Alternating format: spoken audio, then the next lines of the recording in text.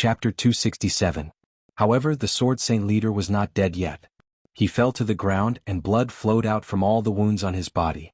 Soon the already red floor was dyed red. He raised his head and opened his remaining eye. He opened his mouth with 3 broken fangs. Human mage, the one you killed is the chieftain of the Fireblade clan, Dar Triple Bloodblade. May I know your name? Dar said in the Beastman language in a deep voice as he coughed up blood. Duke Marcus, the deputy commander of the Rotterdam Alliance. Duque replied in the human language. So it's you. The great chief of the Fireblade clan slowly closed his eyes. Duque fell silent. A few seconds later, the kings, Windsor and Gavin Rad, who had come back to their senses, let out angry roars with complicated meanings. Oh, was this the joy of surviving a disaster? Was this a roar praising a hero? Or could it be both? No one knew. Anyway, when the guards on the mountainside nervously rushed over with their swords in hand, and the 2 Kirin Tor counselors rushed over with their lives on the line, what they saw was a bloody and unexpected scene. In the sky, the remains of the Beastman Sword Saint that had already been cut into pieces fell to the ground. On the ground, the bodies of the king's guards and attendants lay everywhere. Miraculously, not a single truly important person died in this assassination. Perhaps the kings were like Eden, paralyzed and trembling amidst the bloodstains. Perhaps trembling like Terenas and finding a chair to sit in. Or perhaps they were like Xeon and Salas, leaning on their swords and gasping for breath. The guards were in a mess, not knowing what to do. Calm down.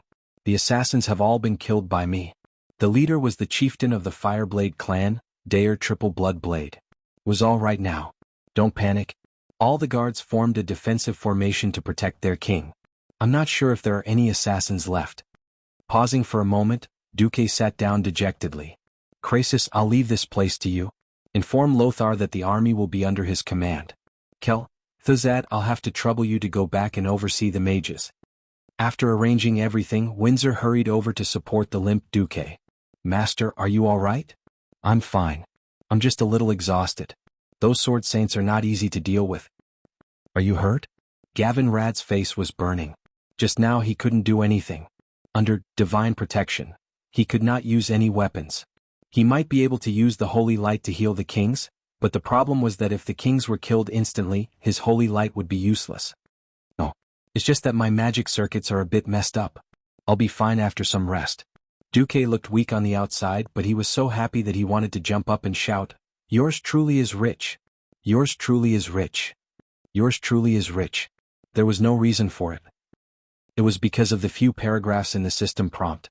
Congratulations, host. You have extracted a mysterious power from the souls of the Sword Saints of the Fireblade clan. You have obtained the secret of Mirror Image. You can now use the advanced version of Mirror Image, True Mirror Image.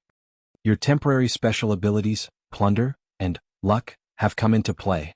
You have extracted the true essence of Blade Storm from the soul of Dar Triple Bloodblade. Your Ice Shield and Rapid Avalanche have combined into a new combination skill, Blade Storm. Blade Storm. This is the magical version of the Blade Storm.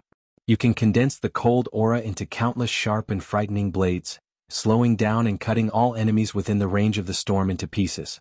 The power will increase as your ice circuit is strengthened. However, this is a very extreme magic. As a price, your fully activated ice circuit will be overloaded for a short period of time. You will not be able to use any ice magic for the next 3 days. What is this? This is clearly a killer weapon. I hate that I don't have a high-level ice circuit. Otherwise, the power of this move would be many, many times greater. Thinking of this, Duque felt a little resentful again. The Sun King's arcane fire circuit was indeed amazing, but the problem was that there was no ice magic. Duque rummaged through Mediva's lair for a long time, but he couldn't find an advanced mode for practicing the ice circuit. Involuntarily, Duque thought of Frost Grandpa Antonidas. Antonidas was proficient in all 3 elements, but he preferred to use water and ice magic. Just by looking at his insane number of water elemental summoning spells, one could tell how powerful his ice circuit was. But it doesn't seem to be easy. Duque's mind was a little messy. When he came back to his senses, the entire South Shore, no, the entire Hillsbrad Hills were boiling. We won. Long live Anduin Lothar. Long live Duke Marcus. The huge sound waves formed wave after wave of angry waves, wantonly attacking everyone's eardrums. From the northernmost refugee camp, to the gathering place of the reserve troops, to the vicinity of the headquarters, to the two hills that had just experienced a bloody battle, to the beach and even to the battleship that was on the sea, everyone raised their fists or weapons high in the air. Long spears were like a forest and swords were like the sea. Thousands of wills converged into one sentence: long live the Alliance. Whose tears were flying? Who was venting their sorrow? The orcs, who had thought that they were invincible, were finally beaten into the hell of losers under the united efforts of the 7 major human kingdoms. Their corpses were thousands of miles away. Those ugly and ferocious faces were stiff because they had lost their lives. Those huge and frightening bodies covered the entire ground of South Shore, the entire beach and half of the sea. The terrifying legend of the orcs' invincibility was shattered today, right here and now.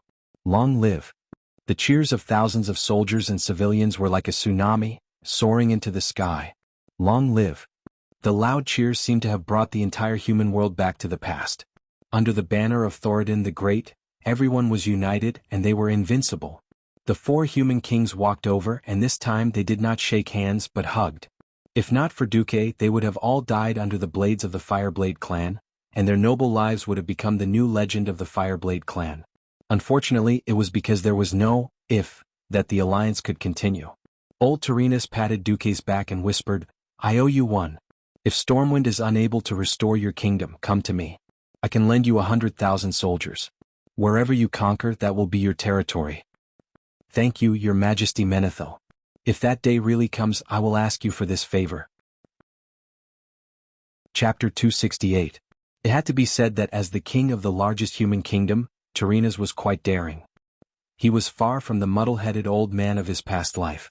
Previously he said that he would marry Princess Kalia to Duque, but in fact he was just trying to get something out of it.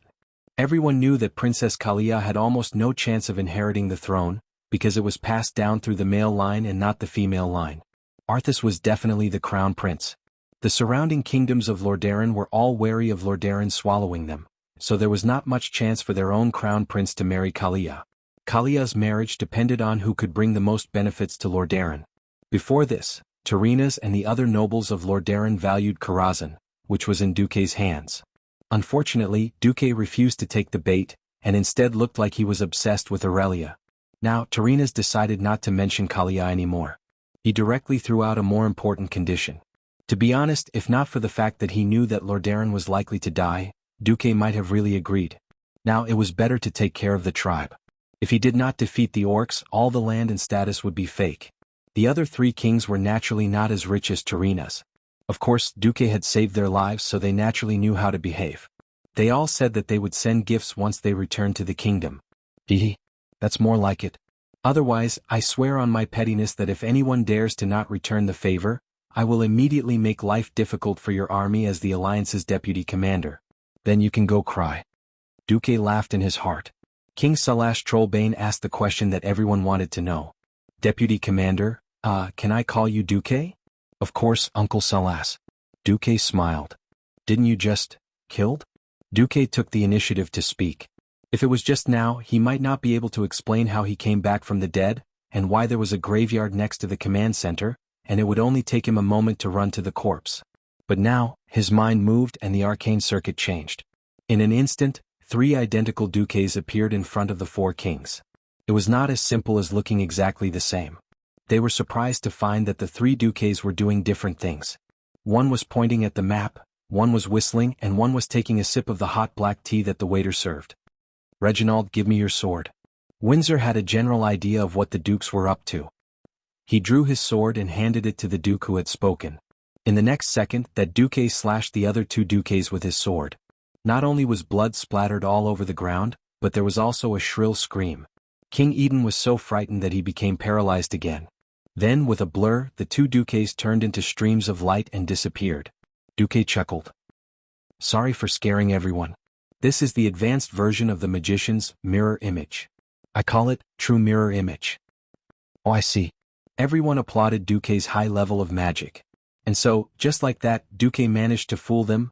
There was no need for Duque to clean up the battlefield. As the commander-in-chief of the entire battle, Duque had done a lot. When he returned to his house to rest, every soldier and general along the way, regardless of nationality, respected Duque. To be honest, Duque had put in a lot of effort to trick the tribe. Now, Duque just wanted to go back to his house and have a good sleep. At this time, Duque suddenly noticed that in the status bar for Aurelia, there was the word lightly injured. Demon Queen Aurelia is injured? Duque's heart ached for no reason.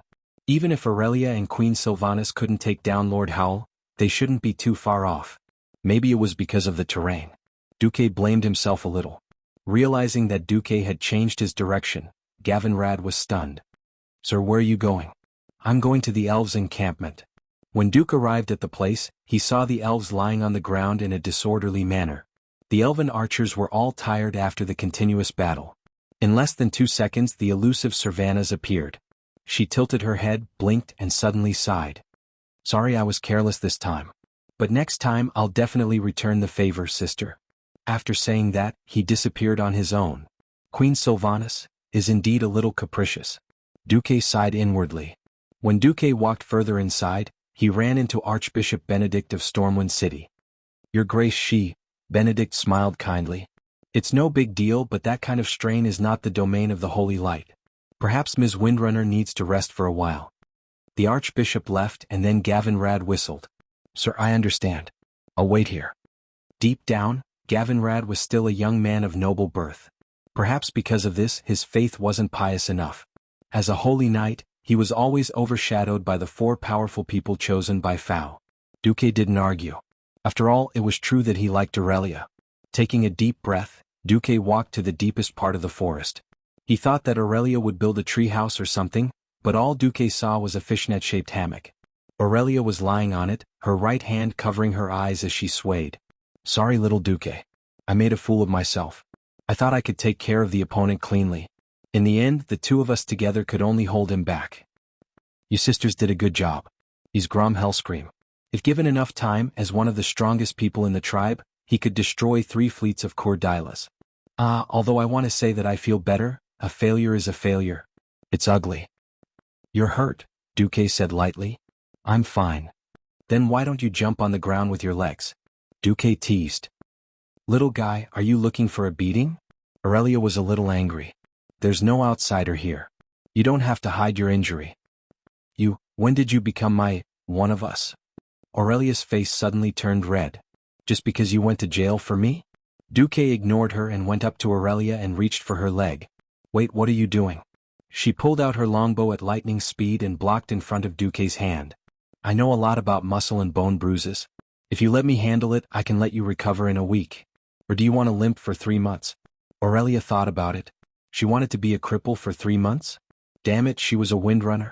He might as well just kill her and be done with it. Aurelia finally nodded. Okay. But don't lie to me. Chapter 269. Aurelia didn't want to believe Miracle Dr. Do at all. When she was fighting with Grom, she could endure the pain with her willpower. But after the battle, she found that she was in terrible pain. What was worse was that she had forgotten how long it had been since she returned empty-handed. After fighting for so long, there wasn't a single decent prey. Those orcs killed on the beach were no different from rabbits on an outing to her. It was rare to see a decent one, but she couldn't take it down. As the heroine of the Troll War and the eldest sister of the Windrunner family, Aurelia couldn't bear to see her 4th brother silently kill 3 figures.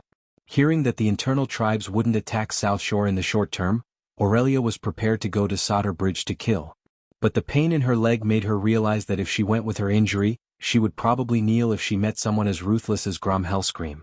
Unfortunately, the traditional healing skills of the High Elves and the holy light of humans couldn't do anything to her injury. As a last resort, she could only let Miracle Dr. Do try. Aurelia had already made up her mind. If Miracle Dr. Do was actually Quack Dr. Do, then she wouldn't care if he was the deputy chief of the Alliance or the Hand of God of South Shore. She would make his face feel the same pain as hers. For the time being, it seemed that Miracle Dr. Do was very professional. Without moving closer, Miracle Dr. Do asked, "Which part of your leg hurts and how does it hurt?" Aurelia jumped down on one leg.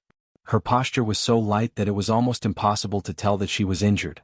But from the slight frown on her face, it could be seen that the Great Demon King was in a bit of pain. Sitting on a shiny rock, the Great Demon King stretched out her right leg and took off her knee-high boots, revealing a smooth and beautiful leg. Aurelia's leg shape was really beautiful. Unlike most High Elves' slender legs, her legs were slightly rounder than her brethren's. Perhaps in the eyes of many male compatriots, Servana's slender and straight legs were the pinnacle of orgasm. But as an old racer who had watched 10 terabytes of racing movies, Miracle Dr. Du thought that these legs were the best. This was what attracted Duque the most. Duque didn't pounce on her. Idiot. If he really did that, he would be instantly killed. Duque had no doubt about this. A minute later, Queen Shi, who was wandering outside the forest, suddenly pricked up her ears. She heard some bad noises. She wasn't sure at first, but her sister did a good job of disrupting the flow of the wind. In just a few seconds, the flow of the wind became chaotic. It was obvious that her elder sister had lost control of the wind. This was an extremely rare occurrence, which only proved one thing. Elder sister Aurelia had encountered something that made her confused. Not good. That bastard. Queen Sylvie's figure instantly disappeared on the spot. The closer they got to the small forest, the clearer the sound of the wind became. Oh no. It hurts. Duque, you bastard. You lied to me? Queen Sylvie could recognize Aurelia's voice even if she turned into ashes. No, only the first one was especially painful. I'll be ready in a minute. This was obviously the little bastard's voice. His soothing voice was full of bewitchment. Really? Really? Oh, bastard, it still hurts, stop. I'm going to kill you. I'm really going to kill you. Can't you be gentle? I'll slow down? It's much better now. I knew it. Servanas couldn't bear it anymore. She instantly passed the paladin who was guarding outside the small forest and rushed in like lightning. The short sword at her waist popped into her hand, revealing a fierce edge. Duque, you bastard. What did you do to my sister? Servanas regretted it a little as soon as she finished drinking. What came into view was a rather awkward scene. Aurelia was blushing and lying on a round stone, while Duque was holding Aurelia's right foot and his right hand was pressing on her forefoot. Although their thighs were in a split position, it was a little, very ambiguous. At least their clothes were intact. Looking at Queen Servana's sword, Duque was dumbfounded. Aurelia reacted quickly and pointed at her calf. Sister, look, the bulge here is gone. Duque is actually, now it was Servana's turn to blush. I made a mistake. I'm sorry. The next moment, her whole body turned into a green stream of light and instantly disappeared. Demon Queen Aurelia glared at Duque. Put down my foot. The treatment isn't over yet. If you let go now, your tendons will shrink back. Aurelia blushed and gritted her teeth. Hurry up. Yes. Back to 3 minutes ago. Duque asked Aurelia where it hurt. My knee in here. Aurelia pointed at her calf, where there was an obvious bulge. Duque was embarrassed. Sister, you haven't tried it for so long. Cramps? Cramps? What is cramps? Demon Queen Aurelia, who had never been defeated in thousands of years, was as cute as a little girl at the moment. You've never tried it when you're exhausted and very tired, and then accidentally, the tendons here contracted violently and curled up into a ball. I've never tried it. I can kill hundreds of trolls without taking a breather. Duque was speechless. Then, Duque gently touched the Demon Queen's knee and asked her what she did when she got hurt. Duque was confident. Cruciate ligament strain and cramps. The rarest thing is that you didn't pull your tendons back after having cramps for so long. Cruciate ligament strain. Before Duque traveled to this world, many soccer players suffered from this kind of injury. It was either because the frequency of the leg movement was too high, and the ligaments could not bear the load, or because they were too tired, causing the two cruciate ligaments in the knee to strain. Of course, there was a more serious injury in the same position called cruciate ligament tear. That would require surgery. As a member of the High Elf Ranger family, the Windrunner family was really gifted in terms of physical fitness. Perhaps if she hadn't met an opponent like Master Roar, Aurelia would never have hurt her knee. In fact, after the Holy Light treatment, the strain had basically recovered. The Holy Light itself would promote the healing of the wound. After Duque used the system elf to scan it carefully and make sure that it was fine, he helped Aurelia stretch her tendons. A normal human's tendons were a little short. A 90-degree spread of the leg and a forward roll of the foot was enough. The problem was that the Demon Queen's tendons were quite soft and long. It took a full 150 degrees to pull the sore spot. As a result, he had just forced the Demon Queen to stretch her tendons when Queen Sylvie arrived with her sword. Duque was dumbfounded. Chapter 270. Little bastard. You made my sister misunderstand so much. I'm going to kill you. I'm definitely going to kill you. Aurelia flew into a rage out of humiliation. Her hydral breast heaved up and down. The blind Duque did not even dare to look at her. Angry women were the most unreasonable. Trying to reason with her was stupid. Duque activated his ultimate skill, universal attention diversion technique. Does your calf still hurt? Dr. Du's right hand was still holding onto Aurelia's forefoot. His left hand moved along the tendons of her calf. A numb feeling came from her calf. It was like an electric current, striking Aurelia's mind in waves. That strange feeling made the Great Demon King quiver. It doesn't seem to hurt much anymore, the Great Demon King answered truthfully. That's good. Dr. Du put down Aurelia's leg with a serious face. Then he took out a few cow tendons from his storage bag. In front of Aurelia, he cut them into thin strands and made them into something similar to a knee pad. He stuck it on Aurelia's knee. Then Duque used ice magic to create ice particles. He put them into an oiled paper bag and placed them on Aurelia's knee. Hiss, so cold. This is called ice compress. Every morning, noon, afternoon, evening, and before bed, apply ice particles 5 times a day. It will speed up the healing of your knee injury, Dr. Du said seriously. Ice compress had a good effect on knee injuries and knee ligament injuries. Don't ask Duque how he knew. Before he transmigrated, there was an animal in Duque's dormitory who was on the football team. That guy died heroically. Then Duque understood. Are these measures really useful? Aurelia hesitated. Dr. Du revealed a sincere smile. Persist for 3 days. If there's no effect, you're welcome to use a knife to chop me. After Dr. Du finished his treatment, he left in a carefree manner. Aurelia sat on the big rock in a daze for a long time before she suddenly came to her senses. Hey, I seemed to be angry just now. What was I angry about? When the ice melted and the numbness passed, she moved her legs and found that the pain in her knees had lessened a lot. Windrunner specialized in agility. Unlike those orc warriors who were used to taking hits head-on and shouting scars or the orcs' medals, they were very clear and sensitive to every change in their bodies. Even if she didn't want to admit it, Aurelia had to admit that her injuries had indeed lightened a lot. Then in the afternoon a problem arose. It was November. Even though it was already autumn, where could she find ice? There were no mages to make ice. The only place with ice was the Atlank Mountains over 100 kilometers away. Was she supposed to abandon her team and run to Alterac to recuperate? Or did she make her sister run errands 5 times a day?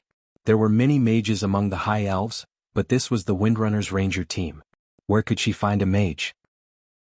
She wasn't familiar with any human mages. In the end, when Aurelia was about to bite the bullet and look for Duque, Duque's personal maid, Vanessa, came. As if she had calculated the distance, the ice did not melt when Vanessa arrived. Vanessa Van Cleve did not give Aurelia a good look. Our master is very busy. For the sake of your injury, I suggest you live closer to him. For some reason, Vanessa had a slight hostility towards Aurelia. Aurelia would not really argue with a minor, so she silently accepted the ice. Duque was really busy. The so-called alliance was just a grassroots team at the moment. Although Lothar seemed to follow Lang and was highly educated, his internal affairs were actually zero. Even though Tarinas was a good person and lent Duque 15 internal affairs officers, in fact, all the logistics were still gathered to Duque and decided by the deputy chief commander, Duque. Lothar? Even if Lothar had to be a human stamping machine, Duque would not let Lothar have it easy. Good brothers, even if they fart under the blanket, they will die together. How can I be the only one busy? So Lothar was in a difficult situation. Apart from stamping, he was also sent by Duque to various legions to visit the wounded and the families of the dead. The victory in South Shore this time definitely disrupted the orcs' pace of attack. For a long time, there was no report of the orc laborers building new ships in large quantities. Both the Alliance and the Horde knew that it was impossible to maintain the offensive in the coming winter. This was the last battle before winter. If the Horde successfully landed on the Hillsbrad Hills, then the Alliance would not have a good time this winter. This was because the Dalagen, Gilnis, Alterac, and Torrentberg would all be under the threat of the Orcs' attack. On the contrary, the Alliance won a great victory and could at least have a more stable winter. The statistics from this battle were: in the naval battle, more than 1,500 small and medium-sized transport ships were destroyed, and 80 large transport ships with 1,000 people were destroyed. A conservative estimate was about 100,000 Horde people died, but the composition was unknown. In the beach battle, the Horde lost 67,000 laborers and 59,000 official soldiers. Among them, the Warsong tribe lost more than 15,000 people. However, most of the strongest Warsong tribe's main force retreated through the eastern beach. 200,000 Horde people, Even the worthless laborers probably accounted for more than 60% of them. This was a shocking victory no matter how one looked at it. Comparatively, the human side suffered very few losses. The heaviest casualties were on the western coast, where the horde mainly attacked. The Lordaeran people paid a heavy price for this, which was 15,000 deaths. The eastern hill of the Stormwind Kingdom was much better, but 7,000 people had died in battle. Together with other battle losses, the Alliance lost more than 31,000 people, and nearly 20,000 wounded soldiers were permanently out of the battle line. What was more disgusting was that the orcs were a bunch of poor bastards, and there were no spoils of war to speak of. They really did not get any tangible benefits even if they won. When Duque was disposing of the corpses, he ordered them to be pushed into the sea, so that the Murlocs, who had also lost a lot but had no fear of meat, could have a good meal. This might have stimulated the Murlocs to have fertility activities. The only good thing was that the Horde's crazy attack proved the orcs' ambition to occupy the whole world. At the same time, the display of more than 10,000 orc heads in each capital gave every kingdom in the Alliance enough capital to declare this a great victory. Winter was coming, and the armies in battle were simply black holes that devoured food. Duque sent almost all the troops of the kingdoms back to their own countries. Basically, the entire South Shore defense line was left with the troops of Stormwind City and Mograine's army, plus the Silver Hand and a Lordaeran cavalry regiment. Of course, the elves were an exception. In the autumn wind that was gradually becoming cold, Duque stood against the wind. Looks like we can have a stable winter. Chapter 271. It was an autumn night at the end of November. Lying on a self-made beach chair, Duque looked up at the starry Azeroth sky and was speechless for a long time. This was a starry sky that was completely different from Earth's. As a child in a big city, he had never seen such a beautiful starry sky. He remembered that even at night the stars in the sky were mostly dim. Stars of the 0 class were the brightest, and stars of the 6th class and above were almost invisible to the naked eye. In a city surrounded by exhaust gas and atmospheric pollutants, stars of at least the 3rd class could be seen. The starry sky of Azeroth was clean and clear. Although the constellations written by Earthlings based on Earth's position were completely useless here, the stars shone brightly here and it was beautiful. The stars twinkled. Some starlight went out and some new stars lit up, like lights in the mortal world. There was a small balcony on the roof of the wooden house that Duke had ordered people to build for him. There was only enough space for a single bed. This was originally Duke's private space, but unfortunately half of it had been occupied by the Great Demon King. At first Aurelia only came to get ice for her feet, but later she became more casual. In particular, the iced okra made by Duque with wasabi sauce became one of the Great Demon King's favorites. A strange and natural taste. This was Aurelia's evaluation of the novel food of the transmigrator. Aurelia looked up at the starry sky. Under the moonlight, her beautiful face seemed to sparkle. The brilliance of the stars and the moon outlined the charming arc of her face, shining on her ivory white skin, and finally, it seemed that all the starlight gathered into her emerald green eyes. She looked at the starry sky, a little fascinated. "Ah, it seems that it feels good to look at the starry sky from a place other than Kuel Salis," Aurelia exclaimed. Although he wanted to complain that it was not the same starry sky, Duque finally changed his words. "Don't you need to go back in winter?" Aurelia combed her bright blonde hair. "It's been thousands of years. I'm used to the scenery of my hometown. It's not bad to go out for a few years occasionally. Unless the Sun King or the Parliament gives the order to give up the covenant with Thoradin the Great, I'll have to play outside for at least a few years." The elves, who possessed eternal lifespans, were truly indifferent to the concept of time. It was no wonder that they had always kept their distance from short-lived races. However, if the general trend of history did not change, it would not be long before the elves lost their eternal lives. Duque did not dare to guarantee anything. The river of fate had long been shattered by Duque. Due to his interference in fate, if the First Orc War ended with the fall of Stormwind City, it would at least be in line with the historical ending. Now, in this World War II, Duque felt that he had lost most of his prophetic abilities. Even though he had threatened the Bara family that the Horde would land from the hinterlands, the Bara family did not believe him. In fact, it was almost impossible to do. This meant that the tribe's transport fleet had to pass through the narrow strait between the northern and southern continents. After all, this strait was over 100 meters high, and under Duke's strong suggestion, King Salas had already ordered the engineers of Fort Riptide to build a new batch of catapults along the cliffs on the north side of the strait. The new militia would be in charge of monitoring the entire strait. As long as the tribe's transport ships dared to pass, Duque was willing to bet that the entire tribe's fleet would sink in the strait, blocking the strait. The scene would be spectacular. It was the same for the coast of the Hillsbrad Hills. Previously, Duque was just bullying the enemy, but not now. Before the last bunch of ripe wheat was harvested in the Hillsbrad Hills, Duque had already mobilized the idle people of Stormwind City to start building forts along the entire coastline. The kingdom will not be able to recover in the next 2 to 3 years. In order to ensure the safety of our temporary residents, please do your best to help. The refugees still had lingering fears from the war less than a week ago. For safety, and for the extra food rationed in Duque's work for relief plan, the people sold their labor at a very low price. Under the command of Naga, the Murlocs were building wooden stakes in the shallow waters of the entire coast, greatly reducing the area that could be landed. Moreover, Duque's Murlocs had begun to set up camp in the shallow waters of the western side of Tangarok. After this winter, if the tribe dared to attack again, they would have to face a line of defense that was as hard as a meat grinder. Hey, which direction will the tribe attack from next? Aurelia asked Duque. To be honest, I don't know. In principle, I have already blocked all 3 possible directions of attack. Oh. Unless the tribe builds their ships from the Swamp of Sorrows in the southwest of the southern continent more than 2,000 nautical miles away, as long as they set off from the wetlands opposite South Shore, they can either attack South Shore, cross the strait and Solder Bridge. The last route is to go west around the cape opposite Gilness, and then north to the North Stream coast or the South Stream coast. These 3 routes must be paved with the blood of the orcs. Why can't they conquer the sea route more than 2,000 nautical miles away? Aurelia asked. Because. Duque deliberately kept her in suspense.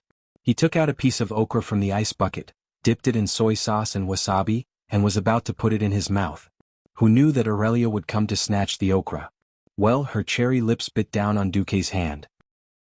Originally, Duque vowed to die rather than submit, but when the great demon king snatched the food, Mount Hygel happened to swing in front of Duque's eyes unconsciously.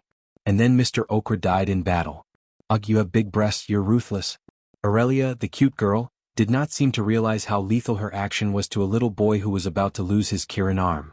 She even raised her nose proudly. Because of what? Because there's a giant whirlpool in the west of the southern continent. Not to mention the orc ships, even the ships of Kultiras would have sunk. Duke was a little stunned as he answered. Does that mean that the Horde can't even find a place to land? If the Horde doesn't mind setting off from the Gulf of Paladin in the wetlands and being bled all the way to the South Stream coast, they can still land. But how effective it will be is another matter. Duque had completely lost his foresight on how the Horde would land. In the original history, the Horde landed on a large scale and succeeded in one go. They mobilized Lothar's army in the Hillsbrad Hills. Lothar was forced to fight a field battle with the Horde. The result was a draw. Orgrim led the Horde's army to the hinterlands in the northeast, and then went all the way to the High Elves in the north. Now, it was time to see what Orgrim would do. Chapter 272. Orgrim was annoyed. The failure to cross the sea to attack South Shore was a humiliation in his history as a great chief. Even though everyone knew that this was only one of Orgrim's larger-scale probing attacks, it was impossible for them to win. This was because Zhang Ji's 25,000 warriors were the only ones who had participated in the battle. The rest of the warriors were mostly from the smaller clans. But a failure was a failure. The simple and violent beastmen had no concept of feints. Most of them thought that Stormwind City was taken by the Blackhand Great Chief, and that Orgrim had just returned to pick up an empty city. Iron Furnace Castle, which was supposed to be Orgrim's victory, was not completely conquered. It wasn't that Kilrog Deadeye's Bloodloop clan didn't work hard, but when they reached the gates of Iron Furnace Castle, the Bloodloop clan's warriors were stuck. No beastman could withstand that kind of three-dimensional, all-encompassing cannon fodder attack. Many times, a hole suddenly appeared in the mountain wall and fatal shots, guns or even cannons would shoot out from inside. His greatest achievement was pushing through the gates and almost entering the dwarves' core area. Then, the warriors that killed their way in were met with the dwarves' steam tanks and various cannons. Those beastman warriors were killed just like that. This had nothing to do with courage, it was purely a matter of battle philosophy. Just now, news came that Orgrim had failed again. The scouting fleet that came back from the Swamp of Sorrows was that the fleet that he had painstakingly built was almost completely annihilated, and not a single ship could return. From the shore to the deepest part of the sea, a huge whirlpool that spanned the entire area? Orgrim felt that the beastman's luck had run out, even though he didn't really believe it. In the past, he might have been able to recite the blessings of his ancestors. However, after almost all the orc shamans abandoned their traditions and changed from shaman to warlock, he had never heard of any warlock who could still sense the call of Mother Earth. What Orgrim had to face was that winter was coming. Before the end of this winter, he might not be able to organize a proper battle across the sea. Wetlands, as the name suggested, was an area formed by a large number of swamps and shallow puddles. Spending the winter here was a nightmare. Beastmen were hard-working, but given a choice, no one would be willing to spend the winter in such a wet and cold place. Not long after Orgrim became the great chief, his reputation started to show. He did not have enough confidence to subdue those hot-tempered chiefs. Moreover, the requirements seemed so reasonable. We are willing to fight to the death for our tribe. But at least give us a peaceful winter. No clan would choose to start a war in winter unless it was a disaster that would wipe out the entire clan. We have conquered an entire continent.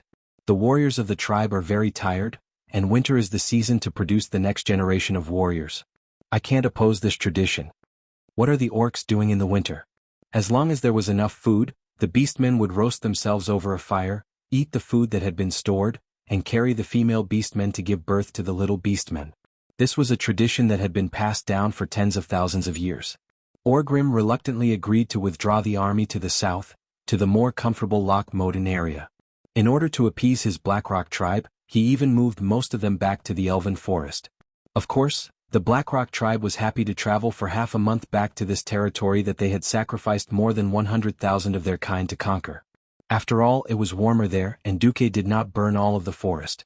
There were still many trees that could be used as charcoal to keep them warm during the winter.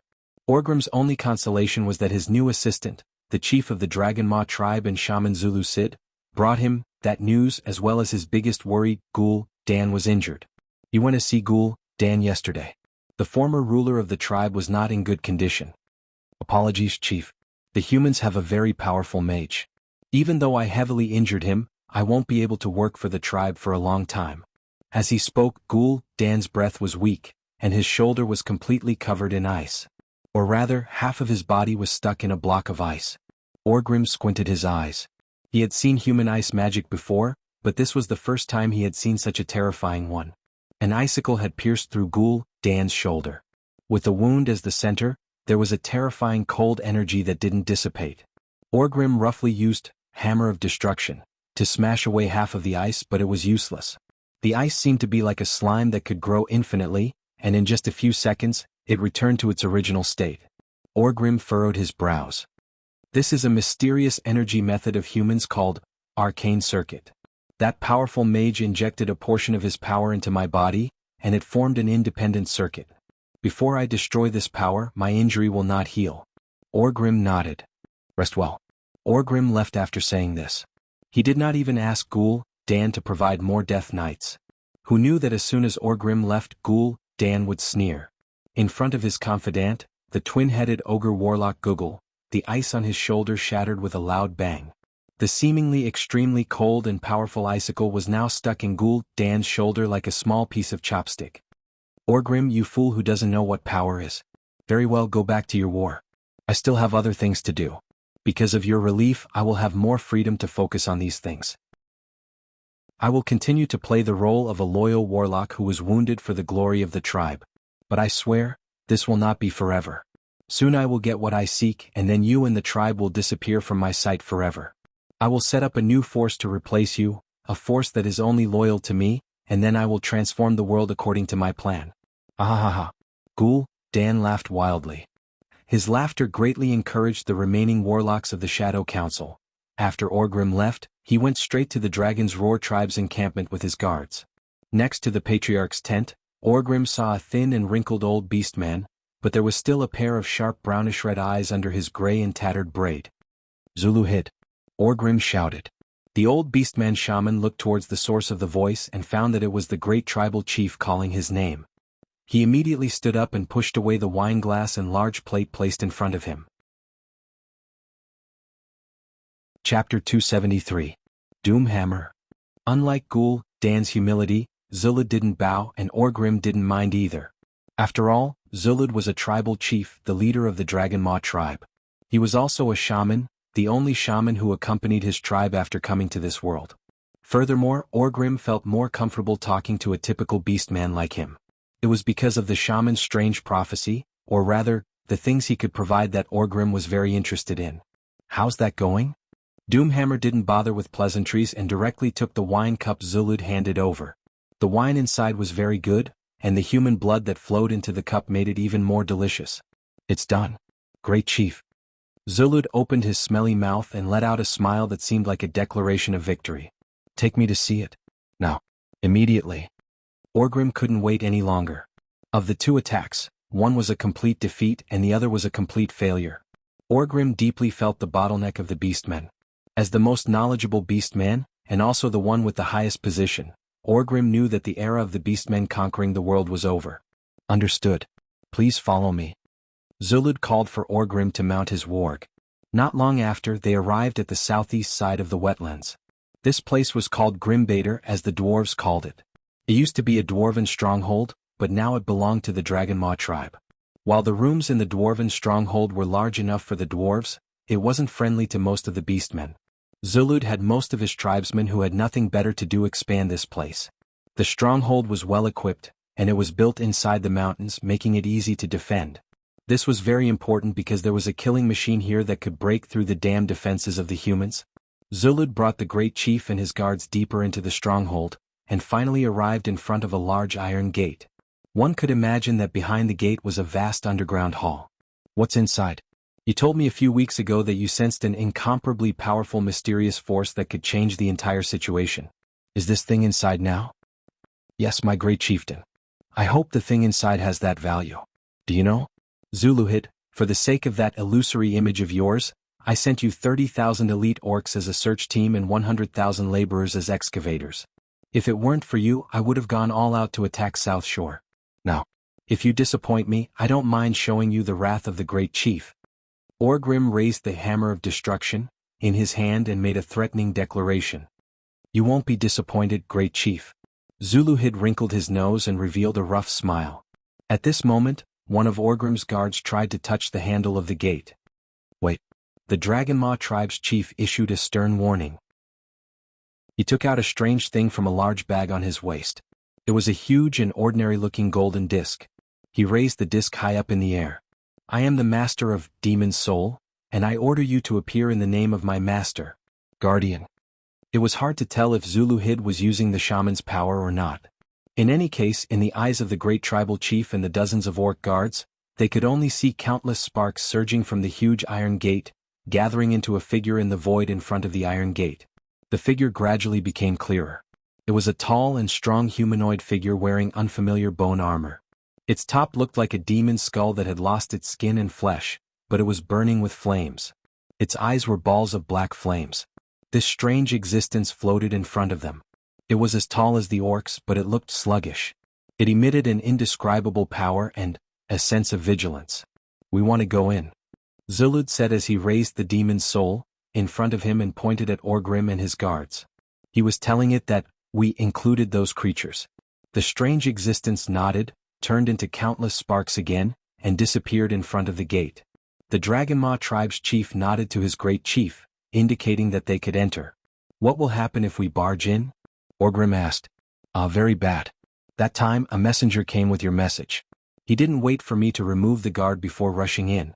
Then that guard appeared out of nowhere and grabbed that idiot's head with its huge, burning hand.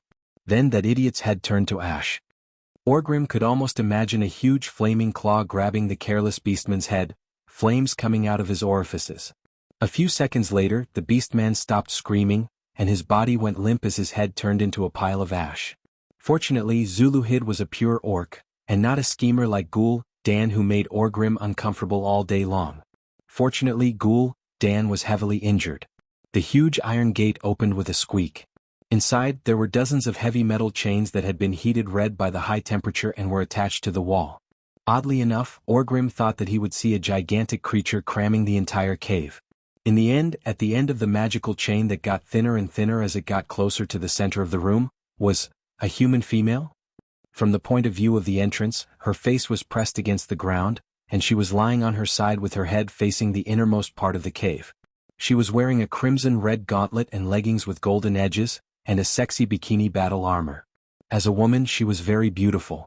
She had a head of fiery red hair and a body that was incomparably seductive in the eyes of humans. He didn't know if it was because of comfort or despair, but Orgrim could clearly feel that she was actually awake, but she was lying there just like that. Orgrim was enraged. He pointed at the plump breasts and slender waist with his thick finger and cursed at Zuluhid. "You idiot, you're attracted by these shriveled breasts and slender waist. Bastard. I don't care which human queen or princess she is. Zuluhid, you're dead." At this moment, Zuluhid smiled mysteriously and knocked on the disc in his hand. In the next moment, the seemingly human woman and the chain rapidly grew in size together.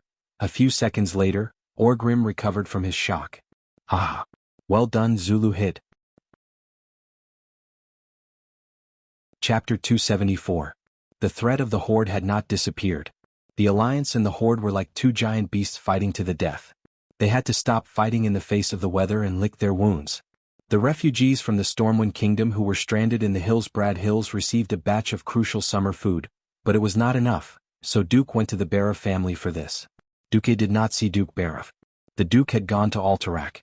Unexpectedly, Janice, who met Duke on behalf of the Duke, agreed to Duke's request to buy rations. "No problem. The people of Stormwind have made outstanding contributions to the resistance against the Horde. It is only right for the Barov family to do something for them. How about 10,000 tons of wheat this year? According to the previous price." This time it was Duke's turn to be surprised. 5,000 tons back then was a 30% premium. According to the previous price, it sounded like the Barov family was still a scam. But this was not the time. The battle in South Shore made the entire northern continent realize that the threat of the orcs was close at hand.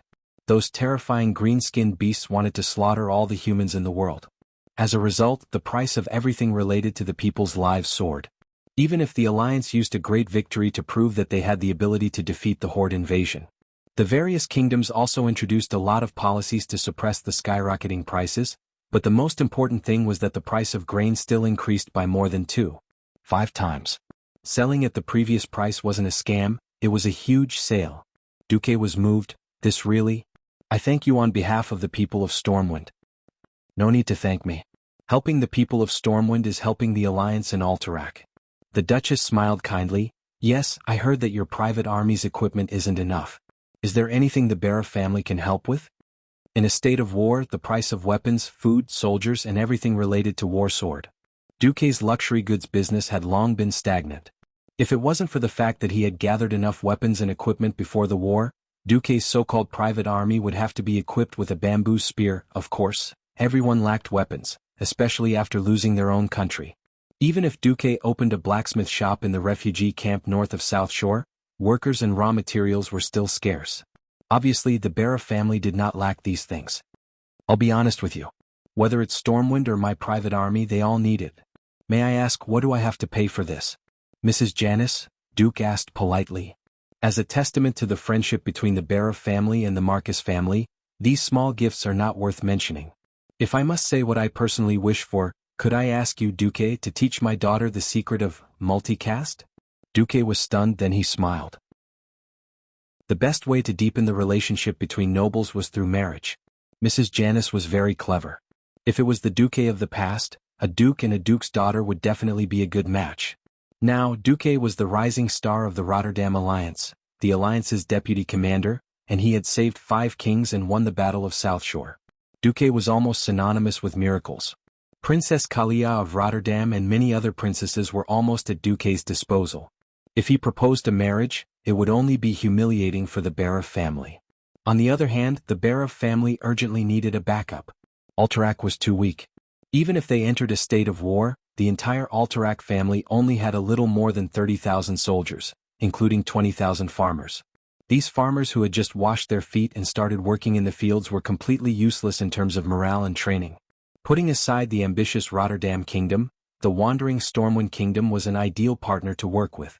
Perhaps the refugees of Stormwind would stay near South Shore for a long time, but as long as the 7 human kingdoms still existed, and as long as the Alliance existed, Stormwind would definitely not dare to take the risk of being criticized by the world and covet Alterac's land. In a roundabout way to save the country, the Barov family proposed to let Alucia become Duke's disciple. In Azeroth, although there was no saying that a teacher for a day was a father for life, the the relationship between a teacher and a student was still very important. If it wasn't for national righteousness or the rise and fall of a country, it would be shameful for the entire human kingdom to betray and kill one's teacher. Even if it was in the name of righteousness, it was not something to be proud of. This was also why in the original history, Khadgar was criticized by many for killing Medivh for the sake of the world. Duque thought for a while. I now have the responsibility of the Alliance's deputy commander. I may not have much time to teach Miss Lucia.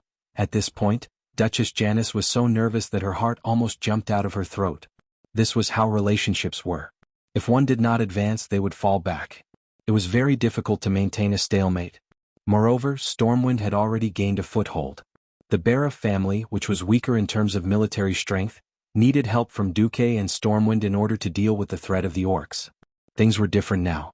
The current Duque and Stormwind could completely ignore Alterac and the Bara family. Not befriending the Bara family would do Duque no good, nor would it do him any harm. If he considered the destruction of the Bara family in the future, Duque really did not need to save this family. At this moment, the faces of the undead Janice and Lucia from Scalomance that appeared in Duque's mind overlapped with the Janice in front of him. For some reason he suddenly sympathized with the Bara family. He had fought for so long just so that he would not become a ghoul.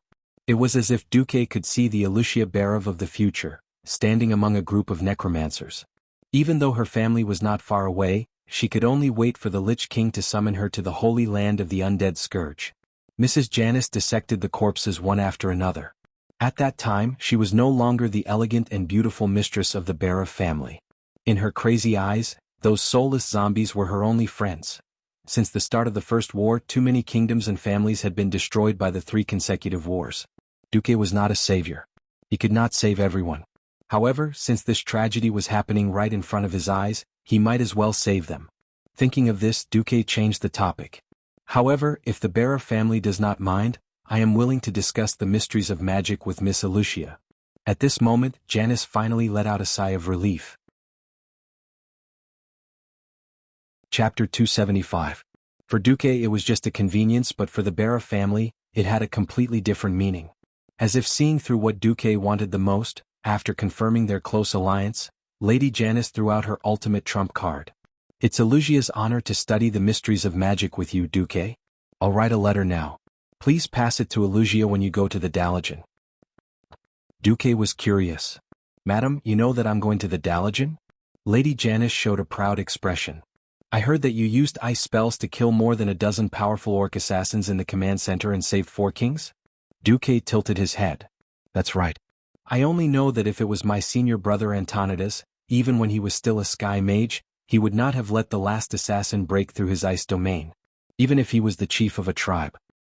Why do you say that? Although he had guessed Janice's intentions, Duque still asked.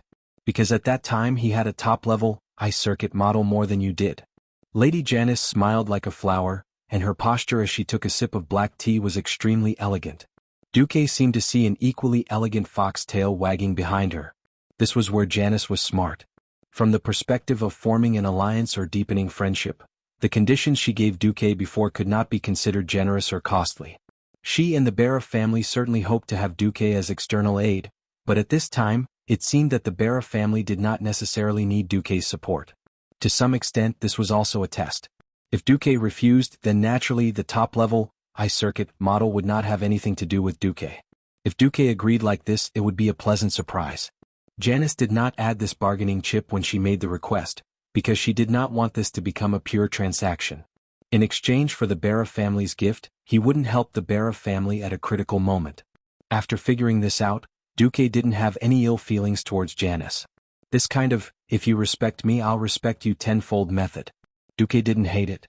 Moreover, Lady Janice was smart enough to figure out what he wanted. She was indeed quite intelligent. I told senior brother Antonidas long ago that I wanted him to pass the ice circuit to Lucia. As half of Lucia's master, I think you, Duque, should help Lucia with her research. Janice summoned her servant and wrote a letter in her own handwriting, handing it to Duque. Thank you so much, madam. Just like that, Duque brought Janice's handwritten letter to the Dalagen. It was different from the last time he came in the middle of the night. This time, although Duque took advantage of this rare free time to pay a visit of a more personal nature, Duque's status was completely different now. Previously, Duque's magic had not been proven to the 5 northern countries. Now, Duque was a big shot who had truly secured the position of the deputy commander of the alliance. Therefore, the person who led the team to receive Duque was Prince Kale, that's one of the 6-member council members who remained in the Dalagen. Welcome, Commander Marcus. At this time, Kale, that was still the role model of the High Elf. He was gentle and elegant, and he gave off a feeling of a spring breeze to anyone he met. Moreover, he deliberately hid the word deputy to make him appear more mature. Everyone liked to be flattered. Kale, that's name which seemed to have slipped out, was actually a slightly exaggerated compliment. Hee, when you say that, I almost think that Commander Lothar is here, Duque replied without a trace. There's no need to be humble. Everyone knows your contributions to the alliance. Seeing that Duque was not snubbed, Kale, that did not deliberately sow discord between Duque and Lothar. He changed the topic and said, actually, many mages in the Dalagen are fascinated by your spellcasting skills. If you have time to come to the Dalagen to teach or hold seminars, I'm sure many mages will join the Royal Mages in Stormwind because of your reputation. It's not good for me to poach mages in the Dalagen like this, right? Duque was slightly tempted. In the Dalagen, all mages are equal and free. Mystics pay attention to fair trade. In order to explore a more profound world of magic, so what if I give up a moment of freedom? Just as everyone can freely choose whether to join the Dalagen's direct mages, the Dalagen will not mind free mages joining Stormwind or becoming your followers, Your Excellency. How about it? Do you want to consider it? If Kale, that's flattery at the beginning had gone too far, then this time Kale, that's proposal could be said to be a tailor-made and wonderful proposal. It immediately touched Duque's heart. Ducting mages for free. He did not need to cultivate them himself. He could just take away a semi-finished product and train them himself for a year and a half. When the time came, even if they were not flashy enough, they could still be scary. Duque was really tempted. This time, Duque was sincerely grateful to Kale, that's. Sorry Kale, thank you very much. I think I'll find some time. Before that, I want to see Antonidas first. Please follow me. Kale, that's finally confirmed that he had redeemed the little bit of unhappiness at the beginning and had successfully gained Duque's favor. It was reasonable to say that as the Prince of the High Elves, Kale, that could completely ignore Duque on the surface. But one should not forget why Kale, that had come to the Dalagen to study and then stayed for so many years. He could not return to Kuel Salis even though he was about to go moldy. The story behind this was the power struggle between his father, the Sun King, and the Silver Moon Council. Having seen the customs of the two worlds, Kale, that had long become extremely mature. In particular, there was no harm in having a good relationship with Duque, the powerful deputy commander of the alliance. Moreover, he and Duque also had a strange sense of closeness. It was a kind of closeness that seemed to come from the same source. Walking on the streets of the Dalagen, Duque felt very strange. This was a Dalagen that had not been destroyed. Although it was not as wonderful as the Dalagen that floated in the air in the future and was known as the City in the Sky. Now, this Dalagen was even bigger and more historical. This wonderful city located south of Lake Lordimir was a combination of wisdom, power, grandeur, beauty, art, and mystery. It was the brightest pearl of the entire continent and even the entire world. Once, almost all the human mages in the world studied the magic they learned from the High Elves here. And the mysterious and elegant white towers all over the city showed the wisdom, ambition, status, and power of the mages. If Duque had not inherited Karazhan, perhaps Duque would have considered building a mage tower here. As Kale, that's led the way, he introduced everything here to Duque. At this moment, a very beautiful blonde girl came in front of Duque. Hello, Your Excellency Sky Mage Duke Marcus. I am Jaina Proudmoore. Chapter 276. In the world of Azeroth, there were two heroines that no one could avoid. The Alliance's Jaina. The Horde's Sylvanas. In the world's crisis after crisis, the two of them may not have played the most important role, but in every event they were indispensable. Duque had mixed feelings about Jaina. Perhaps in the future, Jaina would still walk on the path that seemed to be destined to be difficult. She would watch her rumored boyfriends die one by one, watch the entire northern continent be destroyed by the Scourge army and forced to move west to the Kalimdor continent. In order to deal with a greater threat, to ensure peace with the Horde, she would be forced to commit patricide. She would continue to go astray in every attack. In the end, Theramore, which she had managed for half her life, was flattened by an Azeroth nuclear bomb. Everyone who trusted and supported her was killed, and her hair turned white overnight. She became the evil Jaina who did everything for the Black Horde and didn't care about the current situation. If that was the case, Jaina would undoubtedly have a serious conflict with Duque, who was a supremacist of the Alliance. But at this moment, Jaina was still a 12-year-old lowly. She had a delicate face that seemed to be carved by God. She had a small chin, clear blue eyes, soft blonde hair that just passed her shoulders, and a curvaceous body that had yet to fully develop. She was a classic beauty that was off the charts. Sigh, 12 years old. Before Duque's transmigration, this was the age where he would have to be punished. Perhaps she already had a lot of thoughts of love and peace in her heart, but it was only at the level of a young girl's fantasy. Perhaps she would still become the Holy Mother in the future, but at this moment she was still a 12-year-old girl. Loli had three good things. Oh no. Actually, with Duque's current status in the Jianghu, he was not inferior to Jaina at all. In other words, if Duque wanted to, he could totally adopt Jaina, change her name to Ailey, and teach her what it meant to be an Anababa. Cough cough. You must be joking. Duque was not such a person. He had always believed in his own integrity. Look, if necessary, he could loudly declare 3 times without hesitation. I'm not a Lullican. I'm not a Lullican. I'm a Lullican. There seems to be something wrong with the third time. Forget it, in life there are as many troubles as the stars in the sky, don't mind these small details. Kale, that could not help but smile when he saw that Duque was stunned after seeing Jaina. He suddenly remembered that the all-powerful deputy commander of the Alliance who had killed more than 200,000 orcs twice was actually just a 15-year-old boy. Miss Jaina is indeed the masterpiece of the gods. She is one of the 2 most beautiful girls in Dalaran. Jaina's face immediately turned red when she heard Kale, who was handsome and didn't show any signs of being corrupted at all. Kale's that is. Kale, is Kale, was. Looking at her beautiful face, Duke suddenly understood why Arthas and Kale, were infatuated with Jaina. Duke smiled and nodded slightly. Praise your beauty, Miss Proudmoore. Although I would like to use magic to show my respect to you, this is Dalaran. I'd better not embarrass myself in front of everyone. Jaina was a little disappointed after hearing Duque's words. Everyone knew about Duque's impressive achievements, but Duque was not famous for his status and achievements. Instead, he was famous for his gorgeous magic tricks to please beautiful women. In Lordaeron, Duke used a beautiful rose of ice and fire to praise Princess Kalia Menethil of Lordaeron. In South Shore, Duque had used an illusory ice crystal rainbow divine song, Ode to Joy, to promote Aurelia Windrunner's beauty to the point that almost everyone in the Alliance knew. Men worshipped Hero's invincible and unparalleled achievements. Women, on the other hand, loved Hero's gorgeous tricks. Duque did not know that there was a widely acknowledged saying among the upper-class ladies, only those who had been praised by Duque with the most dazzling magic were truly stunning beauties. Firstly, she was quite confident in her beauty. Secondly, Jaina wanted to see what kind of hero this man, who had been repeatedly recruited by her father and almost became Kurtira's horse, was.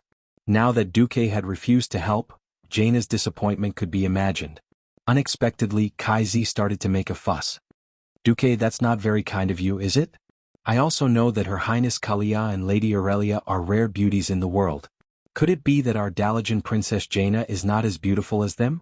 Kale, put his hands on his hips, looking as if he was going to stand up for his Dalaran. This made it difficult for Duque to step down. Duque smiled bitterly.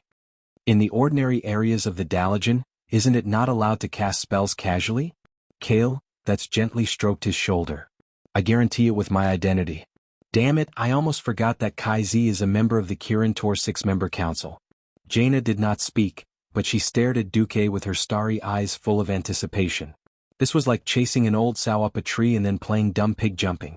Duque hated being forced, so he had an unspeakable evil purpose. Duque raised his hand.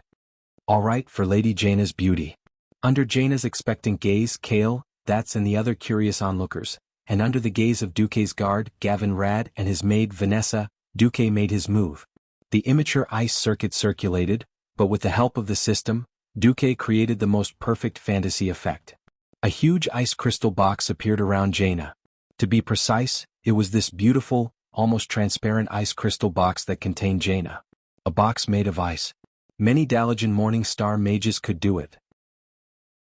What they couldn't do was obviously the incomparably intricate composition of the sound tube, soundboard, gears, springs, dampers and other components inside. Although Kale, that's immediately sensed that the composition of this big box was incomparably complicated. As a magical genius and mechanical idiot, Kale, that's would never have guessed that it was a music box.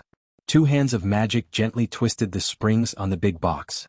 Two beautiful ice crystal sculptures on the box began to spin and dance, one male and one female. The simple rotation was accompanied by a dazzling stream of light. And the foreign music that sounded from the music box easily evoked Jaina's beautiful memories of the past. She even felt a little nostalgic and fell into a dreamy imagination. No one thought that Duque could actually solidify abstract music into tangible magical artwork. It was simply a miracle. The sound made Jaina intoxicated. Well, if this music score could be composed with lyrics, it would be, "Ignore me, I'm a peddler, it's only natural for me to be worn down." Chapter 277. Duque turned his head and threw Jaina to the back of his mind. There were many people and many things that could not be touched at this time. Just like Thuzad. When he saw this sinister guy, Duque wanted to cover his head and smash it with a brick. Finally, he could destroy his soul so that he could not even be a lich in the future. Unfortunately, he could not. He was one of the 6 members of the Kirin Tor Parliament. If he killed him, it would be tearing apart the alliance and even starting a war with the Dalajan. Moreover, Thuzad was only a second-rate character. If he really wanted to make a move, it would be towards the first-rate. For example, he could get rid of the guy next to him and get a phoenix mount or something. Well, Duque's thoughts had gone astray. In fact, Duque respectfully paid a visit to Antonidas, who was recuperating from his injuries. The old man looked very energetic. He was not even lying on the bed. Duque met Antonidas in his laboratory. If Duque had not repeatedly confirmed that Kale, that was leading the way and that Duque, who could be resurrected, was not afraid of being shot in the back, Duque would definitely have suspected that Antonidas was a part-time dark warlock. The hall was very large and very dark. It was not because the lighting was not good, or because Antonidas had some kind of mental illness that made him like to hide in the dark and quietly enjoy the peace. It was because the air in the entire hall was filled with a large amount of dark energy. Even though Antonidas had already summoned a few bishops of the Church of the Holy Light to continuously purify the evil energy with holy light, the evil aura that came out of the hall did not stop. "Master Antonidas, is your curse still not healed?" Old Antonidas used a golden translucent cover to cover the thing and then replied to Duque, "What? Curse? That thing has long been shaved to the limit by Archbishop Fail. I was worried that His Excellency the Archbishop was too powerful and destroyed that thing, so I couldn't study it. That's why the Archbishop left a little." Duque was dumbfounded. He saw that Antonidas had used a mysterious method to separate the curse that was almost branded on his soul and place it in a mirror image of himself for magic research. "Doesn't it hurt when your soul is separated?" Duque asked. Soul separation was definitely 100 or 1,000 times more painful than someone using a saw to slowly cut off your hand. Duque didn't know how Antonidas had done it. The white-haired old mage stroked his beard. "There are some things that you'll get used to after doing it too many times. For the sake of research, this was nothing. Besides, aren't you also using soul separation? I've heard about your demonstration against King Eden. You didn't leave a trace of your soul in the mirror image, so how could you perform such precise operations? Your mirror image avatar was destroyed by that sword saint. You must be in pain, right?" Seeing Duque's expression as he recalled the pain, Antonidas thought that he had guessed correctly. "It hurts a little," Duque answered honestly. A perfect misunderstanding. Duque's mirror image avatar really wasn't controlled with his soul. However, being stabbed by the Fireblade clan's chief, Dal, with his triple blood blade was truly painful. The system genie didn't detect his existence at all, and the protective shield that the system genie had released for him in a fraction of a second was unable to block it. As for Duque himself, because he hadn't mastered the ice circuit, he didn't have the ice barrier that was commonly known as a refrigerator. After coming to the world of Azeroth, Duque realized that spells or skills that could give you a short period of invincibility and protect you from any damage were not easy to obtain. The invincibility of a holy knight had to be truly recognized by the holy light. Similarly, the mage's ice barrier was the same. Of course, Duque could make ordinary ice. But in the face of absolute attack power, the hardness of ice was just a joke. To achieve that temporary invincibility, it was already close to the realm of domain power. For this, a top-grade ice circuit was indispensable. Otherwise, even if he learned it, it would only be a weakened version of ice barrier that only gave 2 or 3 seconds of invincibility. How could Duque bear this? At critical times, 1 extra second was life. Oh no, that was moral integrity. Either he didn't learn it or he learned the best. Did you come here to see if this old man can still fight? Alright, I was wrong. I shouldn't have abandoned my duties to the Alliance and secretly come here to do research. The next time that ghoul, Dan, comes, I promise I'll take action. Of course, it's also fine if it's someone of that level. Antonidas stuffed a magic beacon into Duque's palm.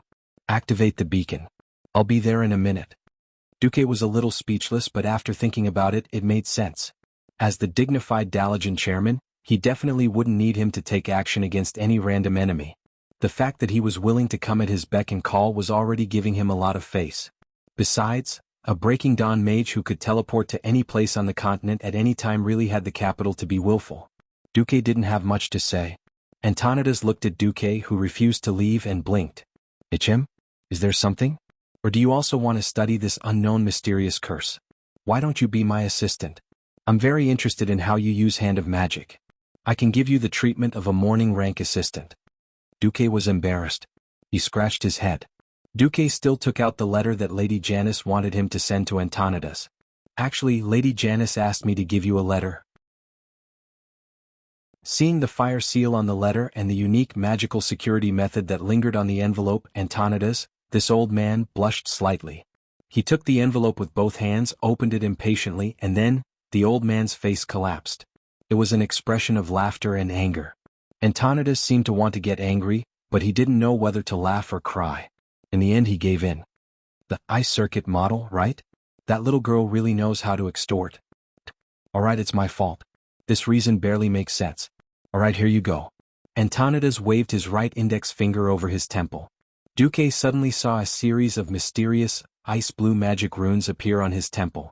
The continuous runes formed a small ribbon that wrapped around Antonidas' index and middle fingers. Antonidas then handed this rune ribbon to Duque. When Duque once again saw that familiar yet strange three-dimensional magic model enter his mind, Duque was so excited that he almost kissed Antonidas. System notification. Congratulations, host. You have obtained the Breaking Dawn Magic Circuit model, Ice Crown. This is a magic circuit model that Breaking Dawn Archmage Antonidas has continuously modified and optimized for 30 years. After comparing it with Anastrian Sunstrider's Arcane Fire Circuit, the circuit has no flaws. The circuit model is rated as S perfect.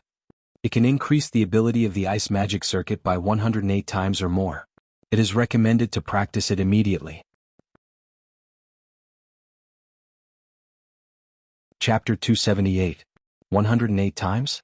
It sounded exaggerated, but in fact, it was because the ice circuit that Duque had created himself was too lousy. The magic model that he had casually found in Karazhan's library was definitely something that Duque had no choice but to do. Fortunately, rebuilding the magic circuit was not as troublesome as cultivating meridians like in the Wuxia novels that Duque had read before he transmigrated. Although the magic circuit was an important source of magic power for mages to cast spells, the magic circuit could be modified or even transplanted. The ice circuit was a bit like installing an air conditioner in the body. To put it simply, as long as there was a channel to continuously transport the heat away from the body, the effect of cooling could be achieved. To make it more complicated, all sorts of things were needed, such as filtering the air that was sucked into the air conditioner, mixing it with the fresh air outside, cooling it down, and then transporting it back to the place where it was needed. The same was true for the top-notch ice circuit. Compared to the ordinary ice circuit, the Crown of Ice was undoubtedly much better. First of all, the number of elemental planes that could be connected at the same time could theoretically reach up to 128, and the number of suction points that could absorb ice elements from the atmosphere was 256. The ordinary version had 3 planes and 12 suction points. Secondly, it was stability and anti-interference. The ordinary version had only one connection method, and if it was broken, it was broken. The Crown of Ice had multiple threads that were connected at different frequencies at the same time. If a few were broken, others could be added. Then there was coordination. Antonidas' advanced product had designed a magic circuit array that could mix the ice elements of various elemental planes with different output per unit of time, and finally turn them into a unified flow that would be injected into the next level of the circuit system. Finally, there was filtering. The Crown of Ice would automatically determine the purity of the ice elements in the circuit based on the physical condition of the owner. The more impure ice elements that were brushed down would gather over to the arcane fire circuit, and fuse with the elements brushed down from the arcane fire circuit to form a new spell, Chaotic Frostfire Missile. This kind of magic attack composed of impurities could not attack stronger spellcasters, but it would have unexpected effects against some creatures with extraordinary self-healing abilities. After reading the introduction of the Crown of Ice magic circuit, Duque was indescribably happy. However, it was necessary to be wary of others. This was the Dalajan's territory, so of course, Duque would not practice the Crown of Ice here. Looks like I'll have to find a time to go back to the Karazhan. Just as Duque was about to bid farewell to Antonidas, Duque's meddlesome system elf helped him scan the contents of the letter. On it was written, "Dear senior brother, it's time to return the favor you owe me. Give the Crown of Frost to Duque. I hope that he can help me take care of my precious daughter, Elusia. You can't refuse. Otherwise, I'll expose the fact that you peeped on me while I was bathing 20 years ago." It was signed, "Your most beloved junior sister, Janice." Duque was really blind. He seemed to have discovered some secret about how messy the circle of rich people was. But seeing that Janice still maintained her beauty at this age, it was obvious that Janice must have been a great beauty when she was young. But 20 years ago, Antonidas would have been close to 60 years old. Alright, this guy was really an old pervert. Duque pretended not to see such gossip. Anyway, Duque said goodbye to Antonidas with a straight face. When he came out, he was surprised to find that Kale, that was still waiting for him. "Ah, Your Highness, you." Duque had wanted to say "You're so free," but he changed his words. "I'm really ashamed that you've waited for me for so long." The High Elf Prince was as dazzling as ever. His white teeth could be used in a toothpaste advertisement, and his golden hair could be used in a shampoo advertisement. Before Duque's transmigration, he would definitely be a national-level handsome. Alright, Duque was being modest, but in reality Duque was jealous. Kale, that's smile was as amiable as ever. "I'm the one who should be ashamed. I've seen a lot of magic messages and magic images. I also think that the existence of the orcs is a nightmare for the entire world of Azeroth. Whether I'm a part of the continent or a part of Kirin Tor, I should participate in the war. Unfortunately, no one can escape from their origins. Since I can't go to the battlefield, I can only help you in this way. Because this is also helping the Alliance." Duque suddenly sighed. Kale, that was indeed a good young man. If not for the series of tragedies and conspiracies surrounding him in his later life, he would definitely be the kind of person who was a good student when he was young, one of the top 10 outstanding youths when he grew up, and an idol like him when he was older. Alright, Duque took back the idea of killing this guy and making him drop a phoenix or something. For now, thank you for your help, Your Highness. If possible, I hope you can call me Kale, and I also hope to be able to call you Duque. Alright Kale, Duque, is there anything else you want to do? Could you help me find Miss Alicia Barov? She seems to still be in class. I can get someone to inform her. However, I know a good place to drink tea and chat while waiting for Miss Barov. Good idea. What Kale, that said was indeed a good place. Duque didn't know how to describe this place. Generally speaking, this hotel, called the Magic Hotel, had functions of dining, entertainment, and gatherings. This hotel next to the Dalajan Central Square was more like an elegant salon. Sitting in a private room on the second floor of the hotel, looking at the same purple brick pattern under his feet, and then looking at the purple houses in the distance, it really had a different flavor. This was the Dalajan city before it was destroyed. This Dalajan city could be said to be of the same architectural style as the Sky City that floated in the sky in the future. Most of them were purple torch-like pillars or towers, fire-shaped or circular roofs, with torch-like golden edges and long white pillars below. It looked a bit like the Middle Eastern architectural style before Duque transmigrated. Sipping the faint red wine, he looked at the mages and magic apprentices coming and going below. Duque listened attentively. Almost everyone was talking about magic or magic-related things. There was almost no topic about the orcs. It was completely impossible to see that the dark clouds of war had enveloped the entire northern continent. Very peaceful, isn't it? Kale, that's asked. Yes. I don't feel the aura of war. In fact, it still has an impact. Because of the advent of war, in July, the entire kingdom has changed 70% of the fields that were originally used to grow magic materials to grow food. At the same time, the parliament has announced that any high-consumption or high-risk experiments are prohibited. All battle mages have cancelled their holidays and changed to be on standby 24 hours. War is really too terrifying. If this kind of war continues for a few years, I really can't imagine what will happen to the Dalajan. Chapter 279. Hey Duque, how long do you think this war is going to last? Kill, that's asked. Duke smiled faintly. Are you asking another friend in a casual conversation as a friend? Or are you asking the deputy commander of the alliance as an official? Kale, that smiled faintly. Friends? That's simple. It depends on how many more neutral forces the reckless beastmen will provoke. The more they provoke, the faster the beastmen will be destroyed. Oh. Don't be fooled by the fact that the alliance has united 8 kingdoms to fight against the horde. In fact, there are still many neutral forces that haven't participated in the war, Duque said. For example? For example, the goblins in the southernmost Stranglethorn Vale, the Wildhammer dwarves in the hinterlands, or the northernmost Kuel Salus. At this point, Kale, that couldn't help but sigh. He then raised his head. What if we maintain the status quo? That depends on how long the Iron Stove Castle's bronze-bearded dwarves can last. If they are destroyed before the Alliance's counterattack, then it's very likely that this will become a long-lasting confrontation between the 2 continents of the Eastern Kingdom. It's not impossible for a war to break out for 100 years. Kale, that's expression turned ugly. What if all these forces join the war against the Horde? Duque raised a finger. Within a year the Horde will definitely be defeated. This is the best news I've heard recently. A melodious voice came from the door of the private room. 2 beautiful women appeared at the door. The one who spoke was naturally Jaina, who had a good impression of Duque. Jaina, who had just received praise from Duque and the envy of countless female Dalajan mage apprentices, had no idea that this was Duque's bad idea. Jaina's impression of Duque was not low. Of course, it was much lower than that of a certain prince of Lordaeron. Jaina, who had changed into a blue magic robe, bowed to Duque like a lady. Lord Marcus, we meet again. Jaina was in a good mood. Her face was full of sunshine, as though the haze of war had been dispelled by her smile. The other was the person Duque was waiting for, the eldest daughter of the Barov family, Ilusia Barov, who was only 15 years old. It was obvious that Ilusia had inherited her mother's beauty. No, she was even more beautiful than Duchess Janice. Interestingly, Ilusia's appearance was more in line with the Eastern aesthetic. Her skin was white and exquisite, sparkling and translucent like carved ivory jade. Her beautiful black hair was parted in the middle, obediently falling from her ears to her chest. On her forehead, there was a beautiful silver hair ornament, inlaid with a sparkling sapphire. She did not have any makeup applied on her delicate and pretty little face. Under her long and thin eyebrows, a pair of fan-like eyelashes were embedded with a pair of ice-blue eyes that were as enchanting as the autumn waters. Her eyebrows were curved like willow leaves, and her nose was straight and beautiful.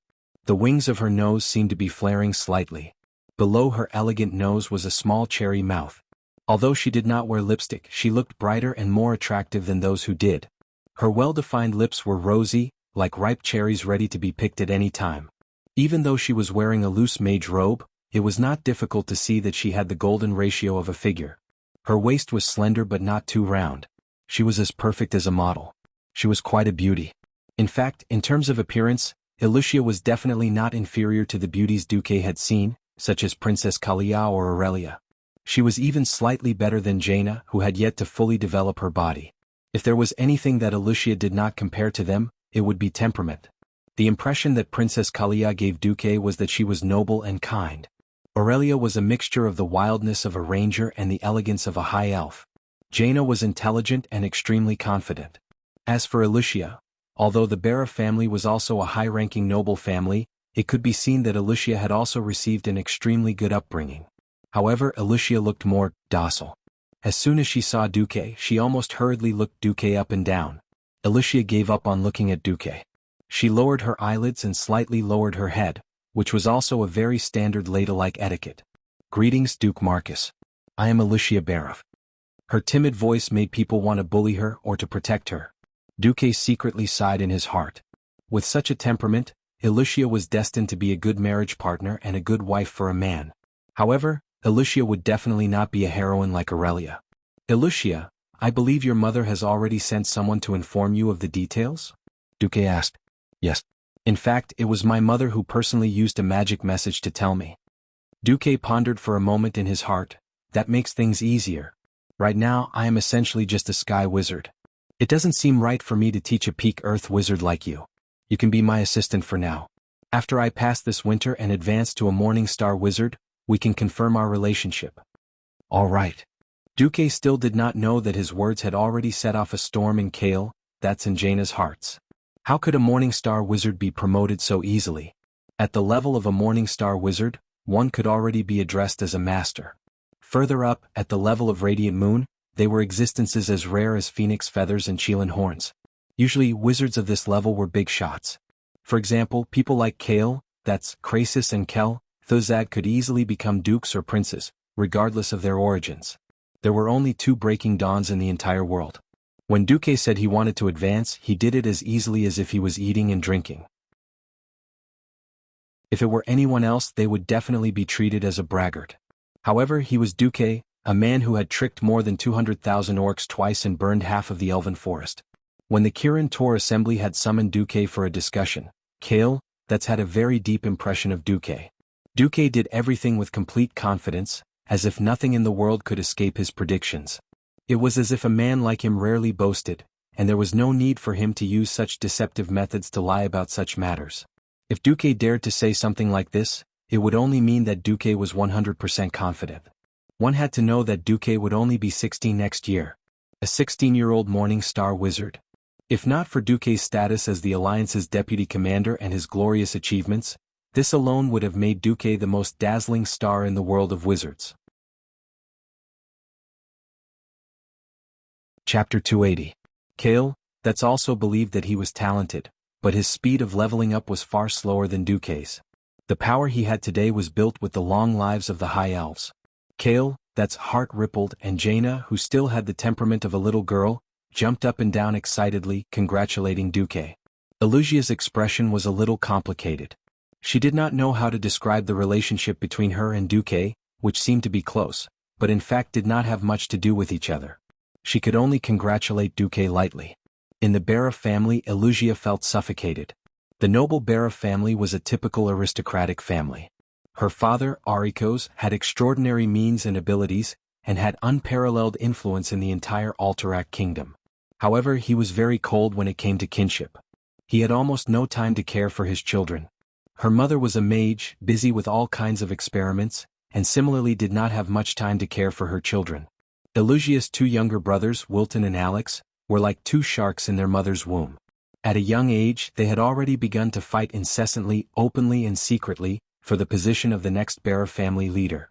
Escaping to the Dalajan was the best solution Elusia could think of. However, she knew that she could not escape from the Bara family.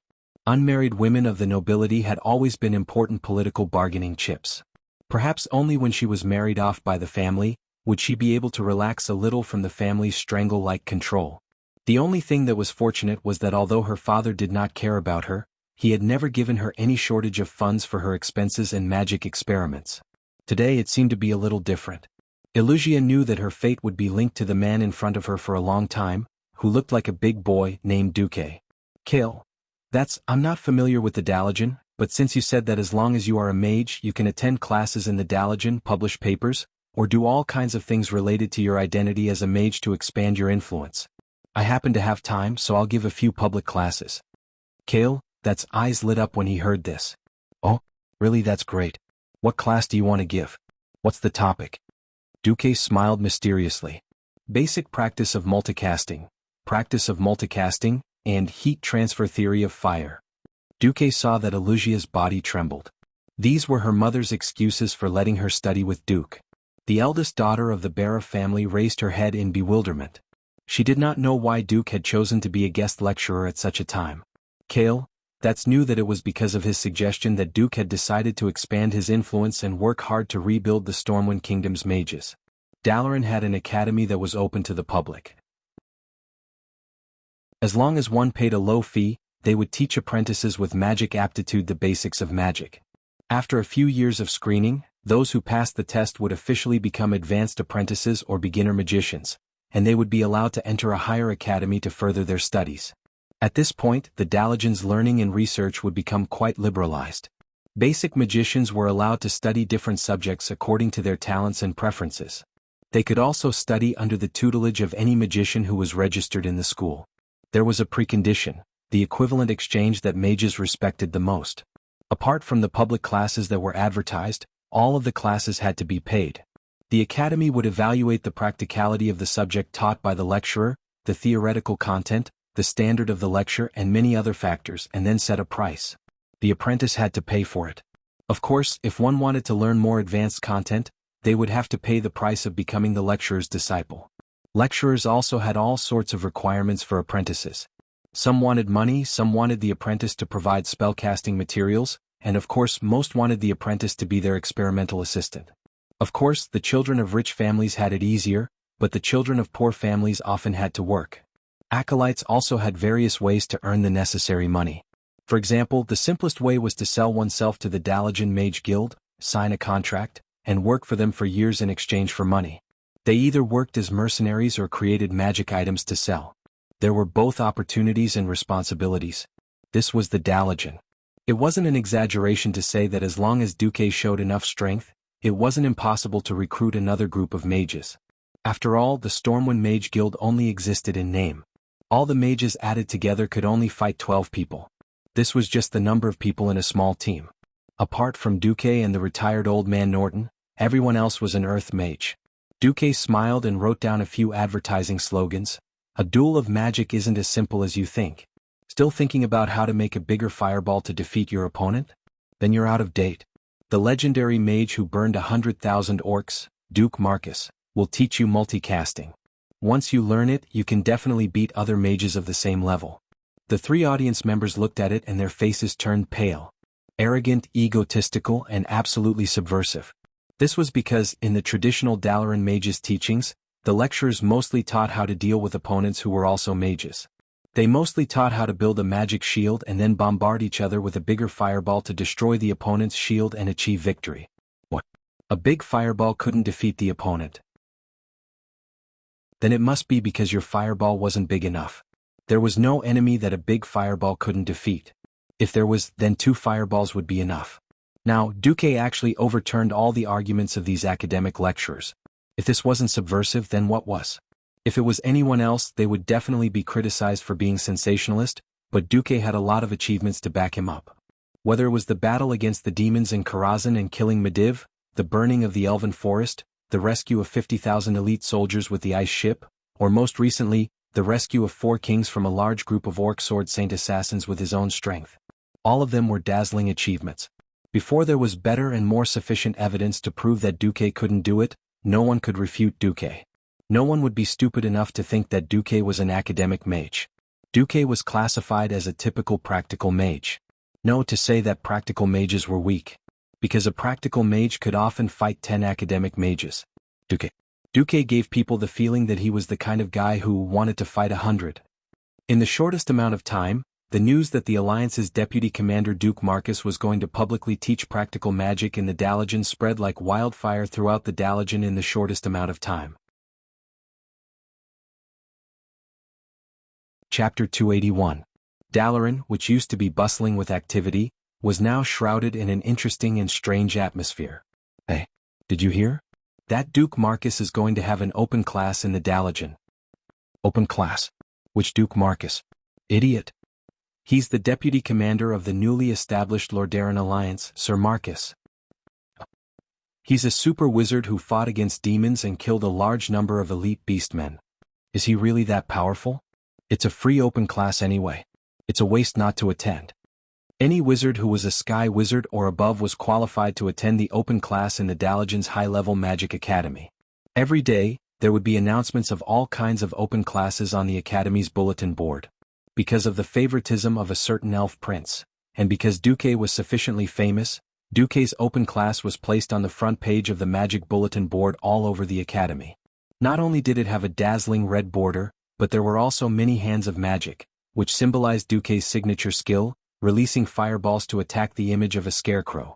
Naturally, this attracted a lot of attention. The Dalajan would decide the grade of the open class in a very simple way, and that was through student voting. Any apprentice or wizard could press their magic seal on the bulletin board to show their interest in the class. The day before the class started, they had to go to the Dalajan's curriculum system to confirm the class. The academy would confirm the location of the class the night before according to the number of people participating in the open class. The result of Duque's open class was, of course, popular. It was very simple. Duque was famous enough. He killed the demon king Sargeras, the successor of Karazhan, the Duke of Stormwind, the deputy commander of the Alliance, the youngest peak sky wizard of the current generation, the victim of 200,000 beastmen, and the wizard who could best use magic to coax peerless beauties. Any one of these could attract the attention of apprentices and wizards, not to mention all the glory and fame. The result of the unprecedented popularity of registration was that the number of applicants far exceeded the capacity of any Dalajan lecture hall. The Kirin Tor Council, which was actually Kale, had no choice but to announce that official mages would be given priority to attend the class, and the remaining places would be given to apprentices. They would be ranked according to their results, and the best batch of apprentices would be given the right to attend the class. 3 days later, more than 12,000 people attended Duque's lecture in the Dalajan's largest central lecture hall. The auditorium, which originally had a capacity of 10,000 people, had an additional 2,000 standing tickets. The auditorium was packed with people. As the central auditorium of the Dalajan people, its specifications were definitely off the charts. Even Duque was flabbergasted by the things that seemed scientific but were actually unscientific. For example, a sound transmission spell that could surround the entire auditorium would allow the voice on the podium to be clearly transmitted to every corner of the auditorium. Another example would be a huge magical image. In the auditorium of 10,000 people, Duque was just a small person to the friends sitting at the top of the mountain. But behind the podium, there was a huge screen that was as tall as 20 meters, which could magnify Duque's figure to an imposing extent. Even the audience in the last row could clearly see the hair on Duque's face. As for the central auditorium, it was usually only used in 2 situations. The first was the annual opening and ending ceremony of the Dalajan. Large numbers of apprentices, their attendants, friends and followers would fill the auditorium. The other was when an important figure would give a lecture or a speech to the entire Dalajan. In the past 10 years, only Antonidas had enjoyed such treatment. Now there was a situation that could be considered as the second one. Duke. In terms of battle achievements, Duque was definitely qualified. However, Duque only had the magical undulations of a sky mage, which made many Morning Star mages very unhappy. When Duque arrived at the scene with Elugia, someone immediately made a move. As soon as Duque went on stage, the wooden floor under his feet seemed to be under unimaginable pressure and was creaking. It wasn't just the wooden floor. The stone wall, the curtain, the door, and the huge glass window not far from Duque were all trembling as if they would fall apart at any moment. Elugia's face instantly turned pale. Prince Kale, who had arrived early in the first row in support of Duque, furrowed his long golden eyebrows. Spiritual attack. It was a common method for mages to test the strength of their opponents. For a moment, Kale, wanted to stop it, but he immediately gave up. Respect was not something that could be obtained by talking big. Duque enjoyed almost the same lofty treatment as Antonidas, so he naturally had to bear the corresponding pressure. Even though Duque was also a mage, and the Dalajan welcomed any mage to study in this sacred land of magic, Duque was, after all, not one of the Dalajan. After inheriting Karazhan and the inheritance of the guardian Mediv, who had once stood against the Dalajan, it was inevitable that Duque would be viewed with hostility by the Dalajan mages. In a sense, as a member of the Kirin Tor Council, Kale, should also help those guys. In the end, Kale, chose not to help either side. In the eyes of the group of Morningstar mages, a single Morningstar mage was enough to make Duque, a sky mage, depressed and make a big joke of himself. It would be best if Duque left so that an outsider would not be able to strut around here. No one would have thought that in the field of magic, Duque was actually an out-and-out weirdo. In terms of the quality of mana, Duque was indeed lacking. In other aspects, Duque completely surpassed most Morningstar mages. What was spiritual force? The definition of ordinary spiritual force would not be discussed here. In the field of mages, the strength of spiritual force reflected a mage's maximum mana recovery speed, the strength of magic, and the ability to use magic. Logically speaking, Duque should not be too strong.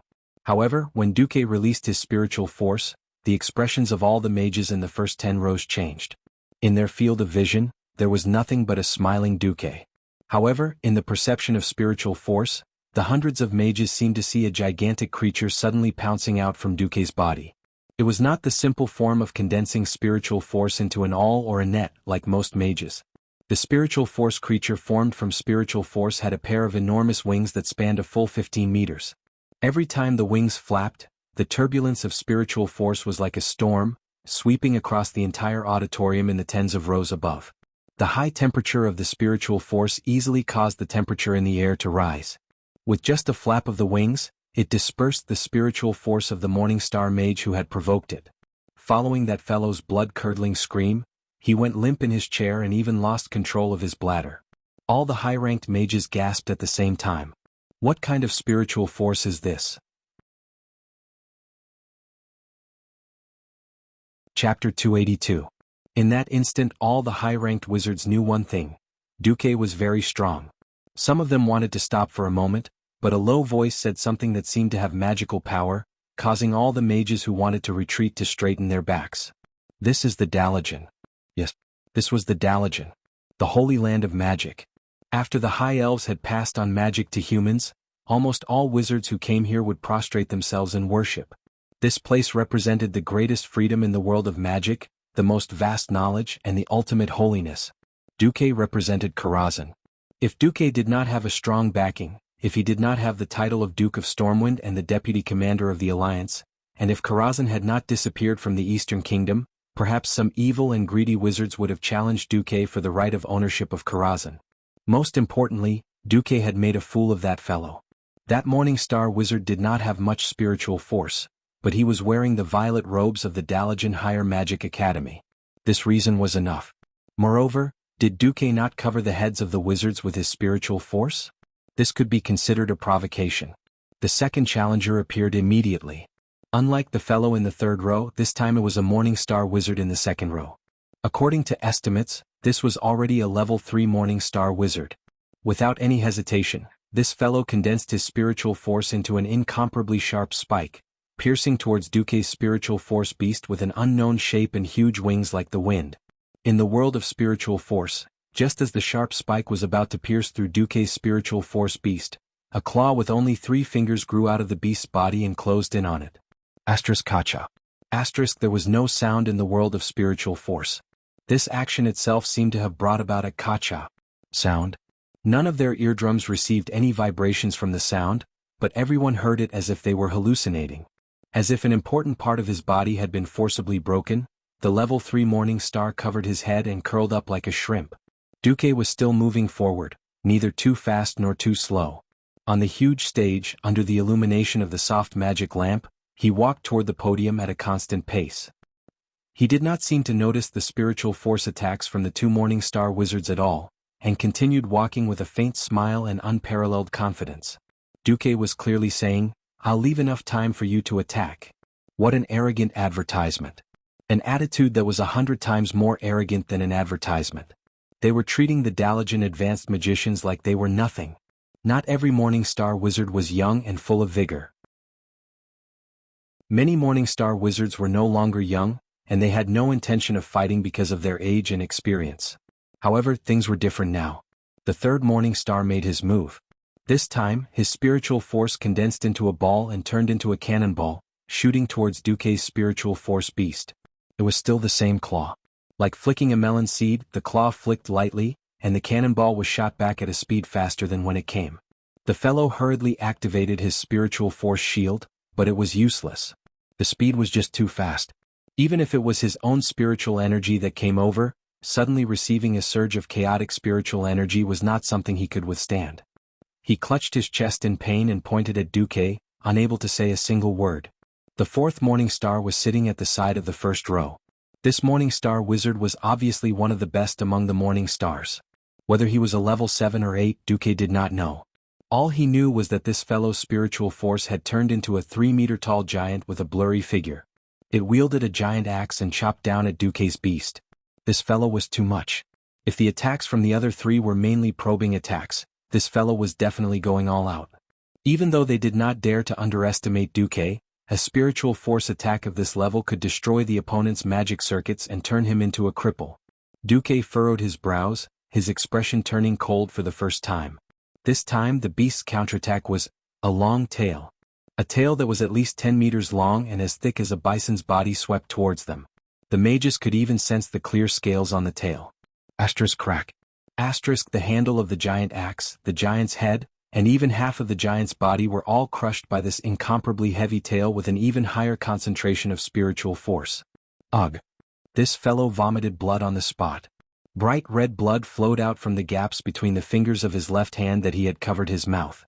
At the same time, the tiles under his feet and the chair he had made were all turned to dust. He fell to the ground pathetically, unable to sit up no matter what. In the first row, no less than 5 morning stars looked at each other and nodded in unison, almost indiscernible. It was not an excessive spiritual force attack, and the level of the attack was reduced to that of a probing attack. However, this was a probing attack that was close to going all out. Be it a sword, a spear, an arrow, a stinger, or a hammer, 5 different spiritual force weapons attacked Duque in unison, arriving in front of Duque's spiritual force beast almost at the same time. Anyone could see that Duque's spiritual force beast had been specially made into the form of a dragon. Most of the wizards snorted. It took a lot of effort to make the spiritual energy look like this. Everyone agreed that it would weaken the offensive power of the spiritual energy. Since the brain would put extra effort into forming the form, most mages would choose to use the more simple and practical form of the spiritual energy. This did not include Duque. With the help of the system elf, Duque would not only make a dragon, he could even make a Ultraman and play with the death ray. What Duque valued the most was the system scan, which helped him instantly identify the weak point of the opponent's spiritual force. In every wizard's spiritual force ball, the quality and quantity of spiritual force were not evenly distributed, which gave Duque a chance. Duque was not superior to his opponent in terms of quality and quantity, but Duque only needed to find the weak point of his opponent's spiritual force, or even the weak point, and that would be enough. In the vision of spiritual force, the wizards could sense that Duque's dragon had finally revealed its true form. However, when the 5 large spiritual force weapons attacked, the dragon's claws suddenly lengthened, and 2 kitchen knives appeared in its claws. At this moment, Lucia, who was trembling behind Duque, heard Duque's soft voice. 56 consecutive meteor blasts slash. The spiritual force blades danced at high speed, stirring up a storm that instantly engulfed the space between Duque and the 5 Morningstar wizards. In the blink of an eye, the 5 wizards collapsed into their seats. Chapter 283. Impossible. This was absolutely impossible. How could a sky wizard defeat so many Morningstar wizards in the domain of spiritual force? Looking at the wizards who looked like frostbitten eggplants, no one could say a word. It felt like these Morningstar wizards, who were rather famous in the Dalagen, were complete fools, each of them extending their faces for Duque to slap. It wasn't just an ordinary slap, but one that grabbed their collars and slapped them back and forth until their faces were swollen. A total of 9 wizards, 1 sky star and 8 morning stars, had charged forward in the most shameful form of attrition warfare. In the end, they had been defeated by 1 person against 9, and all of them had been defeated without even catching their breath. Did they not see Duque slowly walk across the podium in an incomparably confident manner? In the huge hall, apart from Duque's footsteps, there was almost no other sound. Of the 12,000 people in the hall, not a single one was an ordinary person. They were either official wizards or acolytes. As long as they were acolytes, they would be able to sense the spiritual force undulations from the battle between Duque and them. Everyone was very clear about the probing effect of releasing their spiritual power. Evidently, even the acolytes who had not seen the whole picture knew. Duque had obtained complete victory. 1 against 9. If Duque was not a foreign wizard, and if Duque was a lecturer from the Dalagen, then what would be welcoming Duque would definitely be thunderous applause. The acolytes and novice wizards were all agitated. In this huge fan-shaped hall, everyone's gaze was on the first row. After all, only the high-ranked wizards there could challenge Duque successfully. In the middle of the first row, there were still a few publicly acknowledged Morningstar wizards. However, they were unmoved as if they were the best students, listening attentively. In reality, the real focus was on the only Radiant Moon wizard present. Kale, that's the High Elf Prince of Kuel Salis. If Kale, that's made a move, even 10 Duques would be defeated. But would Kale, that's make a move? What a joke. Kaisi was here to support Duque. Seeing that Kale, that's had maintained a gentle and refined smile ever since Duque had appeared, the Morningstar wizards who still had the slightest intention of challenging Kale, that's gave up on finding trouble with this incomparably evil sky wizard. 1 step, 2 steps, 5 steps, 10 steps, step by step Duque walked up to the podium. His figure was magnified by the huge projection screen behind him. At this moment, the first round of applause sounded in the venue. Applauding before the lecturer begins is a form of courtesy, a form of welcome.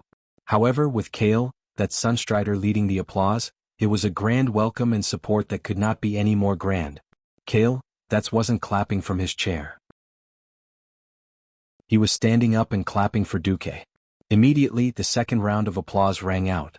This was from the little princess of Kuel Tiras, Jaina Proudmoore. This mage apprentice of noble birth had long been the dream lover of countless mage apprentices. However, she seemed to be a little close to Prince Arthas of Lordaeron, and the apprentices could only suppress their admiration. The third round of applause rang out almost at the same time as the second.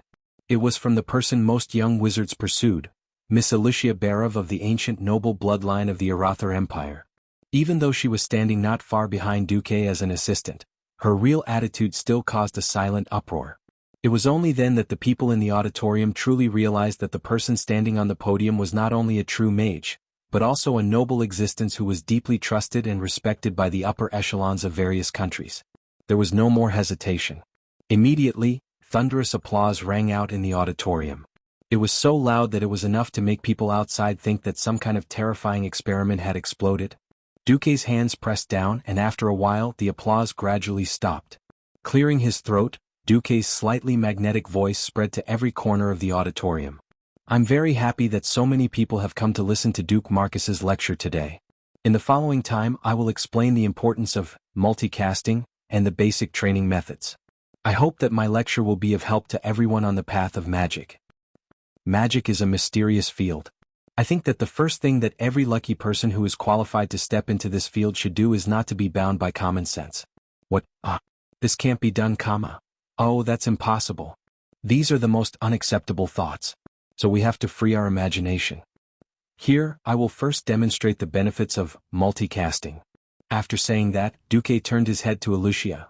Miss Barov, later when you have a magical shield, please attack each other with the lowest level of level 1 fireball. And please do not use any metamagic abilities, and try to maintain the power of the fireball between 14 to 22 MP, Alicia nodded. Magic points were the standard to measure the damage caused by a spell. 14 MP meant that if it hit, it would cause 14 points of basic damage to a creature with no magic resistance. In the next moment, when Alicia indicated that she was ready, the two of them bombarded each other under the supervision of the magic scale. 1. 5 seconds of casting time, the same amount of mana consumption, 16 points and 22 points of damage. This is what you all know as using a bigger fireball to deal with the opponent, right? As soon as Duque's voice fell, the audience burst into laughter that they were trying to hold back. However, when using a level 10 fireball, the casting time becomes 5 seconds. Normally, the person with the bigger fireball wins, right? That's right. An apprentice shouted. Alright, now I will split the mana required for a level 10 fireball, and then continuously bombard Miss Barov. Everyone see the results. Alicia was still chanting, attacking Duque with a level 10 fireball every 5 seconds. Duque, on the other hand, used two magician's hands, a total of 3 level 5 fireballs with a speed of 5 seconds between each fireball, bombarding Alicia in succession. Everyone was immediately surprised to see that Alicia, whose magical shield was continuously bombarded, was quickly showing signs of defeat under the situation of the total amount of mana consumption. Although the continuous attacks were not considered powerful, it was obvious that the magic attacks impacted her shield, which affected her concentration, causing the chanting time to be extended. At the beginning, Alicia could barely maintain the completion time of 2 or 3 fireballs within 4 seconds, but towards the end, the fireball, which was as common as eating and drinking to most official mages, actually took a full 6 seconds to shoot out 1 fireball. Everyone could see that both damage and accuracy were greatly reduced. You're tuning in to the Han Lee's Wuxia Chronicles YouTube channel. We're so grateful for your support, and don't forget to subscribe to join us on this incredible journey through captivating stories. Your generosity through donations truly makes a world of difference, as it's the primary source of revenue that allows me to expand and enhance this channel for you. Thank you from the bottom of my heart for being a part of this adventure.